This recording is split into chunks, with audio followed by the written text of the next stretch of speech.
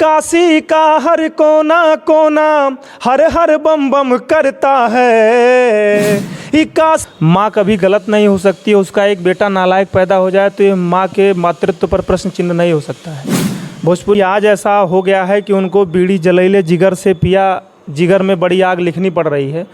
तो गुलजार साहब जैसा व्यक्तित्व अगर कलम से समझौता कर रहा है तो कहीं ना कहीं वो ऑडियंस उसके लिए जिम्मेदार है। अगर भोजपुरी हमारी माँ है और माँ कभी गलत नहीं हो सकती है, नालायक औलादें होती हैं। कुछ भोजपुरी सीधी बात, नो बकवास कि मुझे पैसा कमाना है गाना गा करके। मैं बहुत से अरे पटना से बैदा बोलाईदा नजरा गई गुइया। तो भोजपुरी इंडस्ट्री में इस समय एक समस्या है कि कुछ लोगों को लगता है कि भोजपुरी इंडस्ट्री उनकी बकौती है। साउथ की इंडस्ट्री के पास महज 8 करोड़ के आसपास ऑडियंस होगी, दर्शक होंगे, और भोजपुरी के पास आज के समय में 22 से 25 करोड़ के आसपास ऑडियंस है। उसके बाद भी भोजपुरी फिल्मों का बजट एकदम सिमटता चला जा रहा है। और कहीं नदिया के पार जैसी सुपरहिट फिल्म आने के बाद फिल्म जगत में अवधि का विलुप्त होना अवध क्षेत्र वासियों के लिए, अवध क्षेत्र के बड़े बड़े नामचीन कलाकारों के लिए सोचनीय विषय था। ये प्यार से भी ज़रूरी कई काम है, प्यार सब कुछ नहीं जिंदगी के लिए, छोड़ दे सारी दुनिया किसी के लिए। इस गीत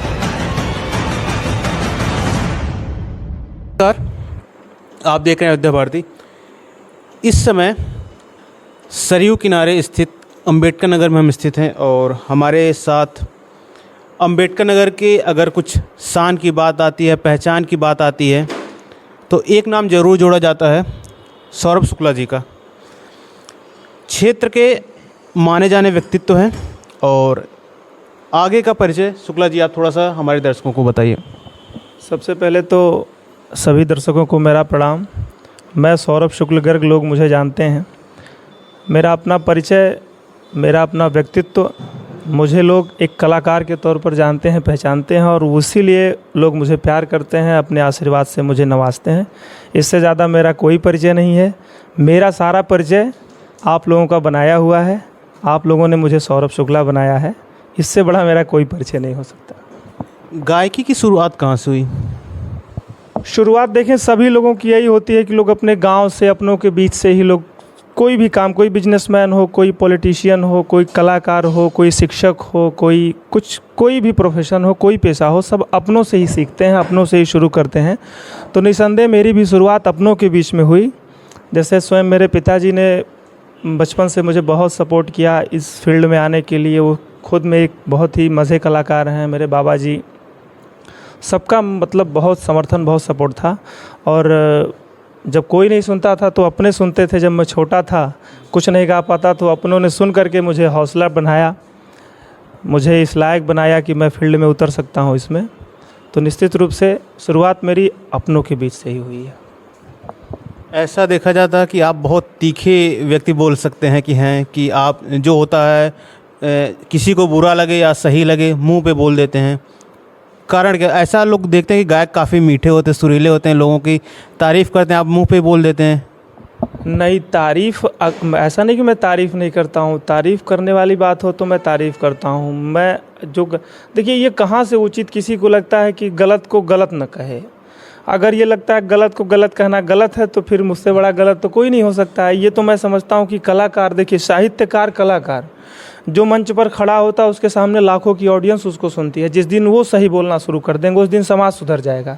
जिस दिन किसी साहित्यकार की कलम किसी नेता और किसी विचारधारा की गुलाम बन जाएगी, उसी दिन कोई मतलब उसका नहीं रह जाएगा। मैं कलाकार हूँ, वो मेरा पेशा है, वो मेरा प्रोफेशन है। साथ साथ मैं एक इंसान हूँ, एक समाज का हिस्सा हूँ। मेरा धर्म बनता है गलत को गलत, सही को सही कहूँ। ये मैं अपना एक लोकतांत्रिक देश में एक जिम्मेदार नागरिक होने के नाते मैं अपना कर्तव्य समझता हूँ। आज तक जो जिस गीत से आपको लोग जानना शुरू किए, पहचानना शुरू किए, पहली गीत तो कौन सी थी आपकी? मेरी पहचान तो किसी गीत के माध्यम से नहीं बनी थी। मेरी पहचान बनने का सिर्फ़ और सिर्फ एक कारण था कि मैं मंच का कलाकार था। मैंने अपनी शुरुआत मंचों से करी है और लोगों ने मुझे मंचों से जानना शुरू किया है। बहुत बाद में आकर के मैंने अभी जल्दी ही एक गाना भी किया था सावन में, भगवान महादेव का। तो वो बिल्कुल निसंदेह वो गीत को पूर्वांचल ने बहुत ज़्यादा आशीर्वाद, बहुत प्रेम दिया और बड़े भैया श्री अभय सिंह निर्भीक जी ने उसको कलमबद्ध किया था। गीत हिंदुस्तान के बहुत बड़े कवि हैं जिन्होंने देश का नाम अपने जनपद और अपने जनपद के भी हैं, वो अपने जनपद का नाम उन्होंने पूरी दुनिया में फैलाया है। तो उन्होंने अपना आशीर्वाद दिया था कलमबद्ध करके उस गीत को। गीत की 2 पंक्तियाँ सुनाता हूँ, सुनिए। काशी का हर कोना कोना हर हर बम बम करता है, काशी का हर कोना कोना हर हर बम बम करता है। महादेव का भक्त कभी भी, महादेव का भक्त कभी भी दुश्मन से नहीं डरता है। महादेव का भक्त कभी भी दुश्मन से नहीं डरता है। आपको ऐसा बोल सकते हैं कि आप भोजपुरी के कलाकार हैं? नहीं, मैं खुद को सिर्फ़ और सिर्फ कलाकार समझता हूँ। भोजपुरी या हिंदी या उर्दू या पंजाबी बांग्ला इसमें मैं बंटना नहीं चाहता हूँ। हाँ, एक चीज़ को मैं स्वीकार करता हूँ कि भोजपुरी मैं अपनी मातृभाषा उसको समझता हूँ, क्योंकि हम सारे लोग हमारा जो एक परिवेश है जहाँ मैं पैदा हुआ हूँ, कहीं ना कहीं वो भोजपुरियत से जुड़ा हुआ है। तो एक मदर, उसको मैं कह सकता हूँ कि मेरी ज़बान में वो सेट है। जैसे हर आदमी की अपनी एक मदर लैंग्वेज होती है। बंगाल का आदमी बंगाली बढ़िया बोलता है और अवध का आदमी अवधी बढ़िया बोलता है। तो निश्चित रूप से मेरा परिवेश, मेरी संस्कृति, मेरा वातावरण वहाँ का है कि जहाँ भोजपुरी के शब्द और भोजपुरी के तौर तरीके मेरी संस्कृति में है, इसलिए मैं उसमें कंफर्ट ज़्यादा महसूस करता हूँ। बनस्पत मैं हिंदी भी गा सकता हूँ, मैं सूफ़ी भी गा सकता हूँ, मैं भजन भी गा सकता हूँ। मैं एक कलाकार हूँ, ऑडियंस जो सुनती है मैं उसको सुनाता हूँ।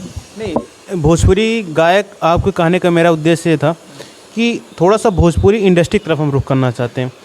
आज की जो भोजपुरी इंडस्ट्री है, लोगों का कहना है कि अश्लीलता से भरी हुई है, गाने उसके ऐसे हैं, क्या कहना चाहेंगे आप? नहीं, देखिए, इंडस्ट्री अश्लील नहीं है, ना तो भोजपुरी अश्लील है। भोजपुरी के कुछ गीत अश्लील हो सकते हैं। माँ कभी गलत नहीं हो सकती। उसका एक बेटा नालायक पैदा हो जाए तो ये माँ के मातृत्व पर प्रश्न चिन्ह नहीं हो सकता है। भोजपुरी, पहली बात तो ये शब्द कहना सबको बंद करना चाहिए कि भोजपुरी अश्लील है। बिल्कुल नहीं, भोजपुरी हमारी माँ है और माँ कभी गलत नहीं हो सकती है। नालायक औलादें होती हैं। कुछ भोजपुरी के कलाकार हैं जिन्होंने इसको अश्लीलता में झोंक दिया है और निसंदेह इसके लिए सिर्फ़ और सिर्फ कलाकार ही नहीं जिम्मेदार हैं, इसके लिए ऑडियंस भी जिम्मेदार है।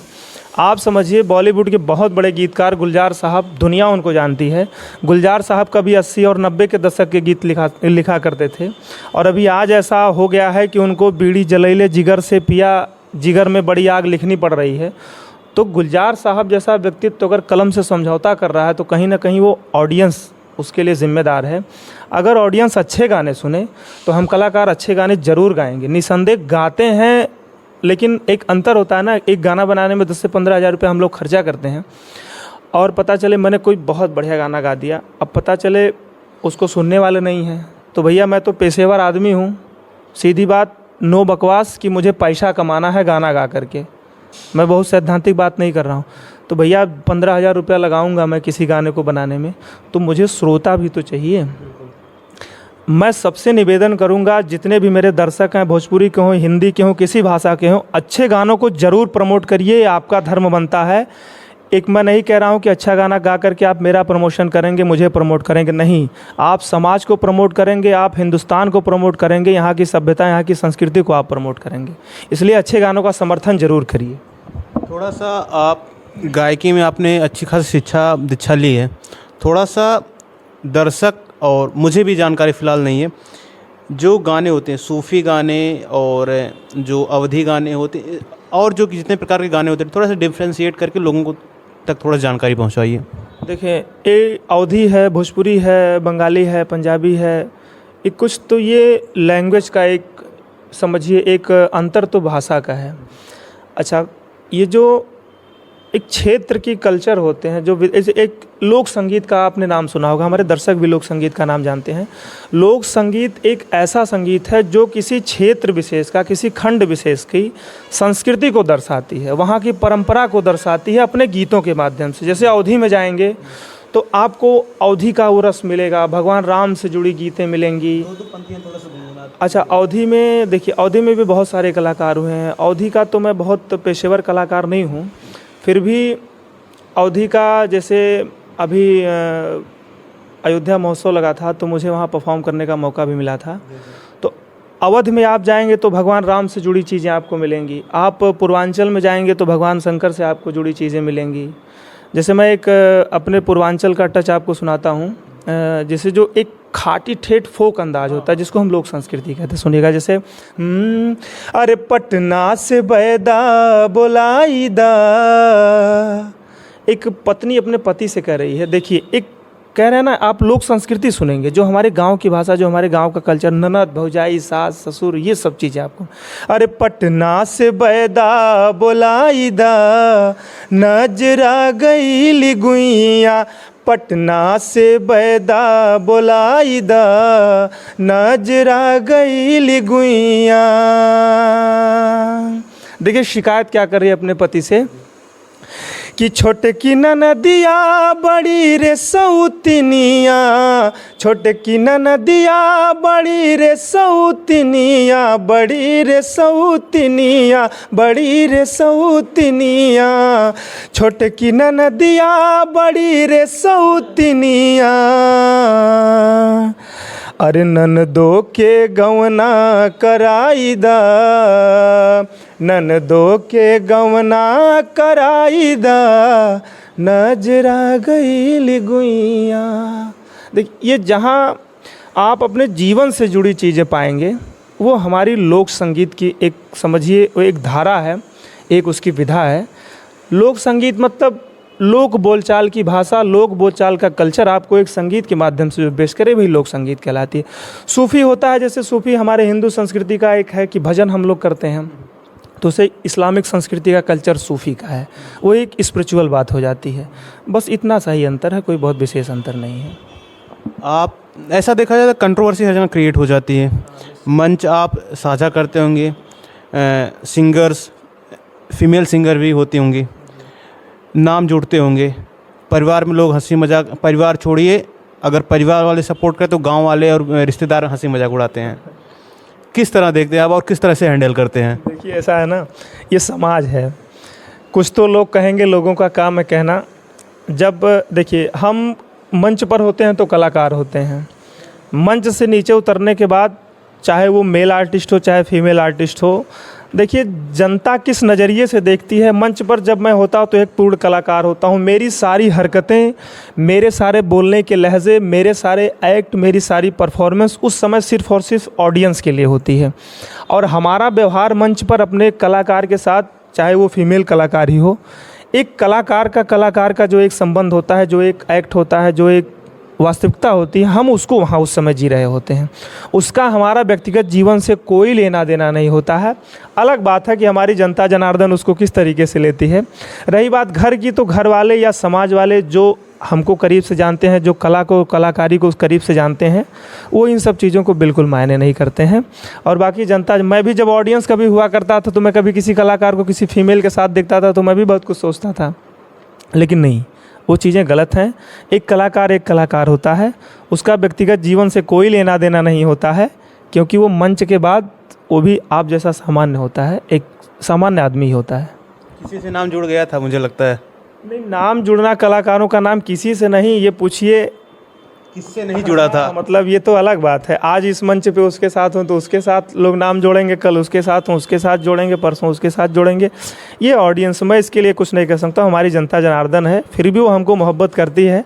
हमें कहीं ना कहीं मैं ये समझता हूँ कि अगर वो नाम जोड़ करके देखती है कि नहीं, सौरभ भैया की जोड़ी वो फला कलाकार के साथ बहुत अच्छी लग रही है, या सौरभ भैया की जोड़ी उनके साथ अच्छी लग रही है, फलाने कलाकार की उनके साथ, तो वो उनकी मोहब्बत ही होती है। मैं इसको किसी अलग तरीके से नहीं लेता हूँ। भोजपुरी की बात करते हैं। मनोज तिवारी, निरहुआ जी, पवन सिंह, खेसारी लाल यादव, 4 चेहरे के अलावा कोई 5वां नया चेहरा इंडस्ट्री में दिखता ही नहीं है, ना उभरता हुआ दिख रहा है। सिंगिंग के मामले में भी देख लीजिए, एक्टिंग के मामले में देख लीजिए, प्रोड्यूसर के मामले में देख लीजिए, कोई चौथा 5वां चेहरा दिख नहीं रहा। कारण क्या आपको लगता है? जानते हैं, बरगद का पेड़ होता है, उसका एक स्वभाव होता है कि अपनी छाया के अंदर किसी भी वो नए वृक्ष को पनपने नहीं देता है। तो भोजपुरी इंडस्ट्री में इस समय एक समस्या है कि कुछ लोगों को लगता है कि भोजपुरी इंडस्ट्री उनकी बपौती है। अन्यथा एक मैं अंतर बता रहा हूँ, साउथ की इंडस्ट्री के पास महज 8 करोड़ के आसपास ऑडियंस होगी, दर्शक होंगे, और भोजपुरी के पास आज के समय में 22 से 25 करोड़ के आसपास ऑडियंस है। उसके बाद भी भोजपुरी फिल्मों का बजट एकदम सिमटता चला जा रहा है, और साउथ की फिल्मों का बजट दुनिया को टक्कर दे रहा है सिर्फ 8 करोड़ ऑडियंस लेकर के। एक कहते हैं ना कि टीम वर्क जब होता है तो कोई चीज़ ग्रो करती है, कोई चीज़ विकास करती है। भोजपुरी इंडस्ट्री में सबसे बड़ी बुराई है कि मैं ही सिंगर हूँ, मैं ही एक्टर हूँ, मैं ही प्रोड्यूसर हूँ, मैं ही म्यूज़िक डायरेक्टर हूँ, बस मैंने मूवी कर लिया, मैं ही सब कुछ हूँ। नहीं, जब तक 10 लोगों के साथ आप काम नहीं करेंगे, एक व्यक्ति को 100 लोगों को जुटाने की जिम्मेदारी दे दी जाए तो उसको ज़्यादा मेहनत करनी पड़ेगी। अगर 100 लोगों को जुटाने की जिम्मेदारी 10 लोगों में डिवाइड कर दी जाए तो एक व्यक्ति के हिस्से सिर्फ 10 ही लोग पड़ेंगे।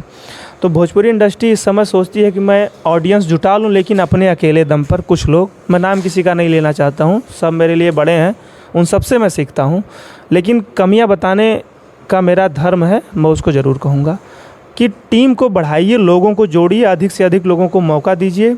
जिनको लगता है कि इनका सपोर्ट करना चाहिए आप उनका करें, गलत का सपोर्ट मत करिए। मैं नहीं कहता हूँ कि भाई भतीजावाद चलाइए, नेपोटिज्म चलाइए, कुछ नहीं। योग्य कलाकारों को आप मौका दीजिए, आपको लगता है कि अच्छी प्रतिभा है, आप उसका समर्थन करिए, बाकी जनता उसको स्वयं भगवान बना देगी। 2-3 सवाल आपसे और रहेंगे, थोड़े से तीखे सवाल, क्योंकि आप उस इंडस्ट्री से जुड़े हुए हैं और जनता के दिमाग में, मैंने जनता से भी बातचीत की है इस मुद्दे पे, उनके जो सवाल हम वो आप तक पहुंचा रहे हैं। बॉलीवुड में अक्सर सुनने में आता है, भोजपुरी में सुनने में आता है कि लोगों के आपस में एक्स्ट्रा मैरिटल अफेयर होते हैं, अफेयर होते हैं। आप उस इंडस्ट्री से जुड़े हुए हैं शुक्ला जी, कितनी सच्चाई होती है? नहीं, देखिए, सच्चाई को जहाँ तक मैं कह सकता हूँ कि देखिए, अगर धुआं उड़ता है तो सच्चाई ज़रूर होती है, लेकिन कभी कभी लोग कुछ और चीज़ को भी वो उसी का धुआं समझ लेते हैं, जबकि ऐसा होता नहीं है। सबके अपने व्यक्तिगत जीवन होते हैं। एक्स्ट्रा मैरिटल अफेयर जैसा कुछ मैं तो बहुत ज़्यादा नहीं इसको महसूस करता हूँ कभी। हाँ, 100% इसको इग्नोर भी नहीं करता हूँ, 1% सच्चाई इसमें है, बाकी 99% अफवाहें सिर्फ होती हैं। और इसकी तरह मैंने कहा ना कि जैसे मैं अभी कहीं परफॉर्म कर रहा हूँ, मैंने किसी आर्टिस्ट के साथ कोई मंच शेयर कर लिया, किसी के साथ मैंने शूट कर लिया, या मेरा प्रोजेक्ट 1 to 1 उसके साथ लगातार आने लगा, तो मुझे लोग उसके साथ जोड़ करके देखने लगेंगे कि लगे बस इसका इससे कुछ है इसीलिए इनके साथ करो। नहीं, ऐसा कुछ नहीं होता यार, हम कलाकार हैं, बस हमारी और उसकी जोड़ी को जनता जनार्दन आशीर्वाद देती है, इसलिए हम एक साथ काम करना चाहते हैं। अच्छा, जनता क्या करती है? ऑडियंस ये सोचती है कि अगर इनकी जोड़ी पर्दे पर इतना सुपरहिट है तो जनता जनार्दन, हमारी ईश्वर, उसको एक ऐसा कल्पना में ढालती है कि लगता है कि इन दोनों को वो सही में जोड़ी बना देगी। तो ये तो उनका अपना तरीका है सोचने का, उनकी मोहब्बत है, इसमें अफेयर जैसा कुछ बिल्कुल नहीं होता। सब अपने प्रोफेशनल लाइफ से बिल्कुल एकदम प्रोफेशनल बन के जुड़े होते हैं, इसके अलावा कुछ नहीं। अवधी क्षेत्र में हम हैं, शायद अम्बेडकर नगर, जहाँ तक मैं गलत नहीं हूँ तो अवधी क्षेत्र में आता है। अवधी में एक पिक्चर आई थी नदिया के पार, अगर मैं गलत नहीं हूँ तो। उसके बाद अवधी पूर्णतः विलुप्त होती दिख रही है, विलुप्त हो गई है। आप इस क्षेत्र के माने जाने कलाकार हैं, कारण क्या लगता है आपको कि अवधी इतनी विलुप्त होते चली जा रही है, पीछे चली जा रही है? देखिए, सबसे पहली बात कि एक कहावत है ना कि जब तक किसी को किसी के घर में सम्मान ना मिलता हो तो बाहर उसको सम्मान नहीं मिल सकता है। सर्वप्रथम आपके घर वाले आपका समर्थन करेंगे। कहीं ना कहीं नदिया के पार जैसी सुपरहिट फिल्म आने के बाद फिल्म जगत में अवधी का विलुप्त होना अवध क्षेत्र वासियों के लिए, अवध क्षेत्र के बड़े बड़े नामचीन कलाकारों के लिए सोचनीय विषय था ये। और अवध के बहुत बड़े बड़े ऐसे कलाकार हुए हैं जो अवधी को वैश्विक स्तर पर पहुंचा सकते थे, लेकिन वो नहीं पहुंचा पाए। क्यों नहीं पहुंचा पाए मैं नहीं समझ पाता, क्यों नहीं पहुंचा पाए। बहुत बड़े बड़े नाम हैं, नाम मैं लेना नहीं चाहता हूं। सच में अगर वो चाहते तो अवधी आज मजबूत होती, उसका स्तंभ बिल्कुल सशक्त होता। लेकिन आज के समय में धीरे धीरे अवधी ग्रो कर रही है। जो अवध के जुड़े कलाकार हैं, जो अवध क्षेत्र से आ रहे हैं, वो अवधी को लेकर के संजीदा हैं। वो अवधी को प्रमोट करने के लिए दिन रात काम कर रहे हैं। जैसे अभी दिल्ली प्रेस और सरस सलील पत्रिका का भोजपुरी सिने अवार्ड हुआ था, चौथा, उसमें हम लोगों को भी भोजपुरी सिने अवार्ड से सम्मानित किया गया था। जनता जनार्दन की मोहब्बत है। वो सिने अवार्ड अवध क्षेत्र भगवान राम की नगरी अयोध्या में आयोजित हुआ था। 2 बार हुआ है, 4 बार में 2 बार अयोध्या में हुआ आयोजित, तो ये अवधि को प्रमोट तो करेगा ही करेगा। सोचिए जब एक भोजपुरी जगत की जुड़ी इंडस्ट्री जो है, जो भोजपुरी भाषा प्रधान इंडस्ट्री है, वो जब अवध में अपने अवार्ड्स फंक्शन, अपने शोज़, अपने परफॉर्मेंस करेंगे तो अवध तो निश्चित रूप से आगे आएगा। आज के कलाकार, नए कलाकार, नवोदित कलाकार, अवध के कलाकार अवधि को प्रमोट कर रहे हैं, निस्संदेह मेहनत कर रहे हैं उसके लिए। वो जो उभरते हुए कलाकार हैं, स्ट्रगल बहुत देखने को मिलता है, फाइनेंशियल और स्टेज पे मौका भी कम मिलता है। आगे बढ़ने के लिए वो क्या करें? सबसे ज़रूरी आगे बढ़ने के लिए सीखना होता है। कलाकारों की सबसे बड़ी बुराई ये होती है ना कि उनको लगता है कि मैं किसी के पीछे घूम करके कलाकार बन जाऊंगा। बिल्कुल नहीं, पीछे घूमना बंद करिए। सौरभ शुक्ला के पीछे घूमना बंद करिए। सौरभ शुक्ला आपके कंठ में बैठ करके गाना नहीं गवाएंगे। मेरा इतना काम हो सकता है कि मैं आपको मंच दे सकता हूँ।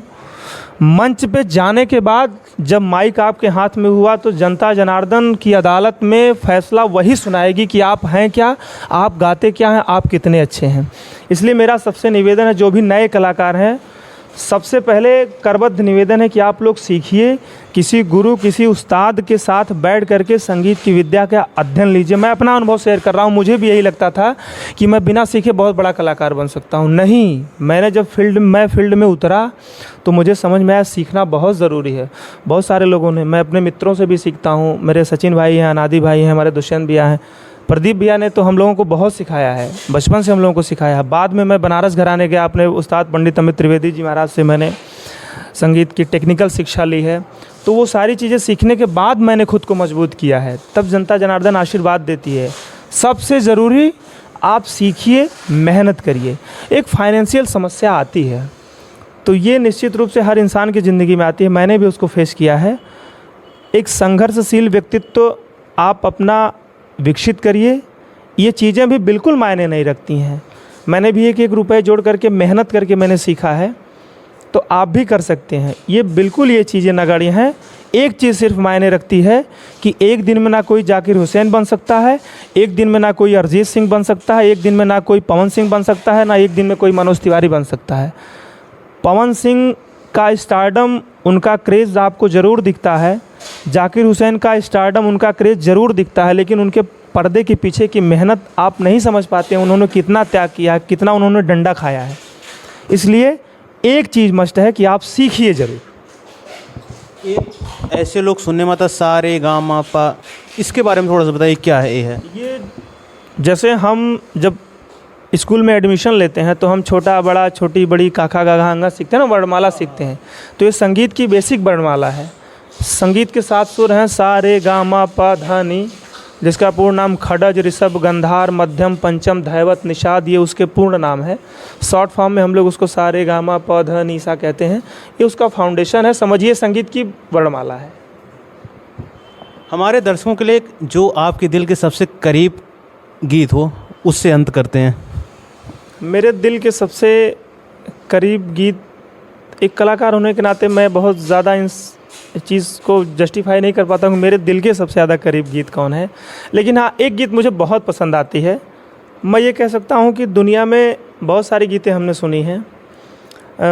मेरे एक सर हैं, राजेश पांडे सर, वो अम्बेडकर नगर जनपद के सबसे पहले सर्टिफाइड कैरियर काउंसलर हैं। एक बात हमसे उन सबसे चर्चा हो रही थी कि बहुत सारी गीतें आपने बॉलीवुड में सुनी होगी कि तेरे लिए जहर खा के मर जाऊंगा, तेरे लिए दुनिया छोड़ दूंगा, भुला दूंगा, ये सब कर दूंगा। ये ठीक है, मोहब्बत की अपनी बात होती है। लेकिन एक गीतकार, मैं अगर गलत नहीं, हो सकता मैं गलत हूँ या सही भी हो सकता हूँ, मैं कंफर्म नहीं हूँ, शायद इंदिवर साहब ने इस गीत को लिखा है। छोड़ दे सारी दुनिया किसी के लिए, ये मुनासिब नहीं आदमी के लिए। निश्चित रूप से मैं इस गीत को सुनाने से पहले एक लाइन बस कहना चाहूँगा कि ये गीत सबने दिल से लिखा है और इस गीत को कलमबद्ध करने वाले शायर ने दिल और दिमाग दोनों को ऐसा संजोया है ना कि इंसान का दिमाग खुल जाता है। सुनिएगा आप। छोड़ दे सारी दुनिया किसी के लिए, ये मुनासिब नहीं आदमी के लिए। छोड़ दे सारी दुनिया किसी के लिए, ये मुनासिब नहीं आदमी के लिए। प्यार से भी ज़रूरी कई काम हैं, प्यार से भी ज़रूरी कई काम है।